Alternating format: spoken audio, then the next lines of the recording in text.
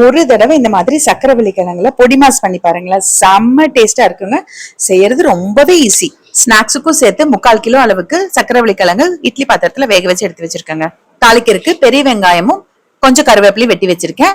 2 பச்சை மிளகாய், ஒரு துண்டு இஞ்சி இடிச்சு எடுத்து வச்சுக்கலாம். இதுல 3 பீஸ் சக்கரவள்ளி கிழங்கு தோல் எடுத்துட்டு நல்லா பொடிச்சு வச்சுக்கிறேங்க. ரொம்ப நைஸா பொடிக்க கூடாது, சும்மா கட்டி கட்டியா இருக்கிற மாதிரி உதுத்து மட்டும் விட்டுக்கோங்க. நான் இன்னைக்கு தாளிக்கிறதுக்கு பெரிய வெங்காயம் எடுத்திருக்கேன், நீங்க சின்ன வெங்காயம் எடுத்துக்கலாம். வெங்காயம் வேண்டாம்னா கூட நீங்க அவாய்ட் பண்ணிக்கலாங்க, வெங்காயம் கம்பல்சரி கிடையாது.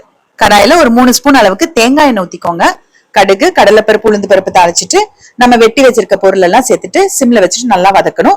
கொஞ்சம் பெருங்காயத்தூள் கூட சேர்த்திக்கோங்க. பெருங்காயத்தூள் கொஞ்சம் தாராளமாவே சேர்த்திக்கோங்க. தேங்காய் எண்ணெய் இல்லைன்னா நீங்க வேற எந்த சமையலுக்கு யூஸ் பண்ற எண்ணெய் வேணும்னாலும் சேர்த்திக்கலாங்க. சிம்ல வச்சு இந்த வெங்காயம் பச்சை மிளகாய் எல்லாம் நல்லா வதங்கினதுக்கு அப்புறமா நம்ம பொடிச்சு வச்சிருக்கிற கிழங்கு சேர்த்துட்டு நல்லா மிக்ஸ் பண்ணிக்கலாம். ஒரு 1/2 ஸ்பூன் அளவுக்கு பொடி உப்பும் சேர்த்துக்கலாங்க. நம்ம கத்திரிக்காய் உருளைக்கிழங்கு பண்ற மாதிரியே உருளைக்கிழங்குக்கு பதிலா இந்த கிழங்கு வெட்டி சேர்த்தும் நீங்க பண்ணலாம். பொட்டேட்டோ ஃப்ரை பண்ற மாதிரியும் இந்த கிழங்கு ஃப்ரை பண்ணலாங்க. அவ்வளவுதாங்க. நல்லா மிக்ஸ் பண்ணிட்டு கொஞ்சம் கொத்தமல்லி தலையும் தேங்காய் துருவலும் போட்டுட்டு மிக்ஸ் பண்ணி எடுத்தா சூப்பரான ஒரு பொடி மாஸ் ரெடிங்க.